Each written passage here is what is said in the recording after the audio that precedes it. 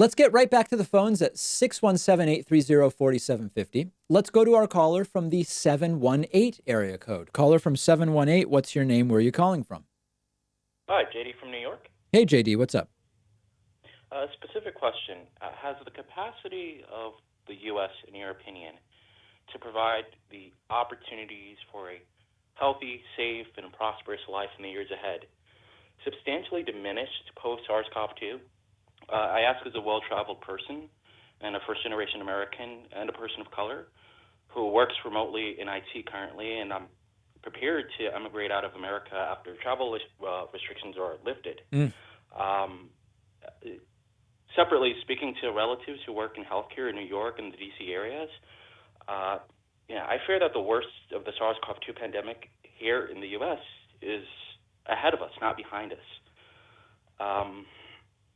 Hopefully you can ease some of my fears and frustrations, but thank you for everything you do, David. And well, listen, I mean, here's the deal, JD. The pandemic itself at some point is going to pass, and there's going to be irreparable health harm that is done to what could be hundreds of thousands of people that die. We don't really know what the death toll will be, but it seems like, within a month, it could be over 100,000. And then who knows how high it's going to go in the US.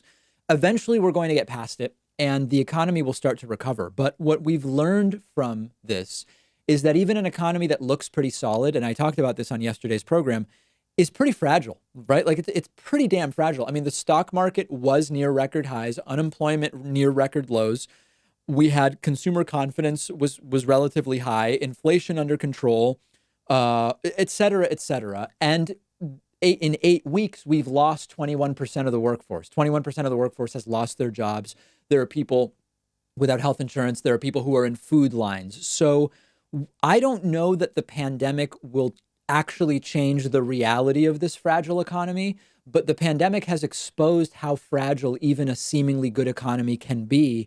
And that is something that I'm guessing people are going to remember the rest of their lives. Okay. Thank you, David. All right. Appreciate the call. Thank you so much. Let's go next to our caller from the 757 area code.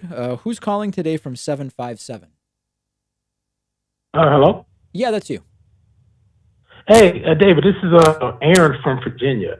I've been reading an article. And Aaron, let me just mention, so we're having this issue with the phone system where when people talk loud, it actually creates a paper crunching noise. And I can't control that on my end. So maybe just put the phone like a couple inches further from your face, and then I think you'll come in beautifully. Gotcha. Is this better? That is so much better. Thank you. All right. I'm reading this article on Washington Post about Trump installing this Republican donor to the Postmaster General position. Yes. And I really just have two questions. One, is there any argument that Trump has that maybe Amazon isn't paying enough for the delivery, like corporations are paying enough for delivery? Is there even a legitimate argument about that? There's an argument that, so let me address that.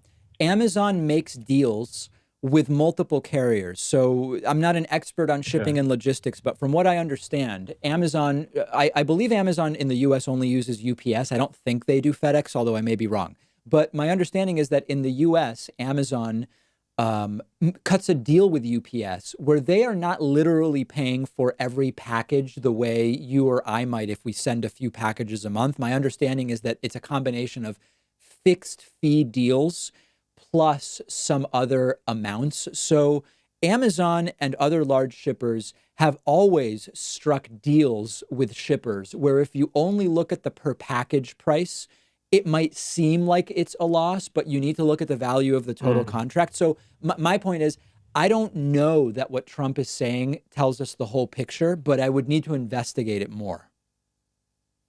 Okay. And just the fact having this Republican appointee in position to control people voting by mail ballot this 2020 election seems pretty scary. Of course. And is anyone going to do anything about this? Yeah. So unfortunately, it's pretty dangerous. Trump fires inspectors general who are going to look into things that he doesn't want looked into.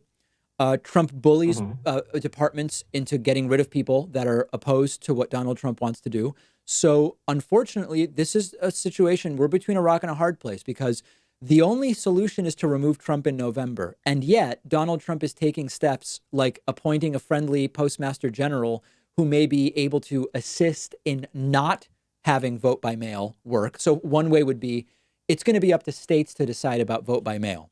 You could have a state say, hey, we're going to do vote by mail. And then the postmaster general can generate a paper which says, hey, you know what?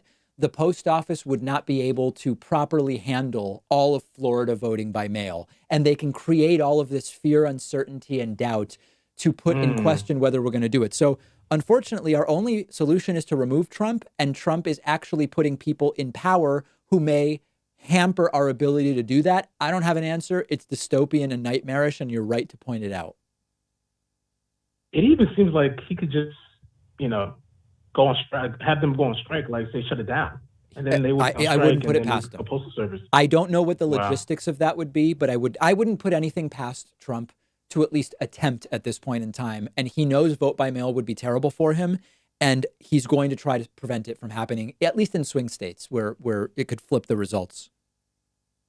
Wow, pretty scary. It is. Yeah, that's my question. Thanks, David. All right, appreciate the call. Thank you so much.